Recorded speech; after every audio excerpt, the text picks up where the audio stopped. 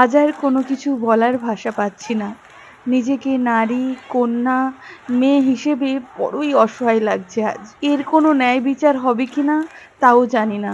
তবে আজকের দিনটিকে স্বাধীনতা দিবস হিসাবে মেনে নিতে বড়ই কুণ্ঠিত লাগছে আমার। এই কেমন স্বাধীনতা দিবস, যে রাজ্যে মেয়েরাই স্বাধীন হয়ে উঠতে পারল না এখন। যেই ধর্ম আমাদের শিখিয়েছে মেয়েদের যোনিকে পুজো করার জন্য, যেই ধর্মে নারীকে দেবী হিসেবে মানা হয়, সেখানে হাজার হাজার যোনি আজ রাজপথে নামলো কিভাবে, সেই হিসেবই মেলাতে পারছি না। এই স্বাধীনতা দিবস আমার চাই না। এই স্বাধীনতা দিবস আমাদের কারুরই হতে পারে না।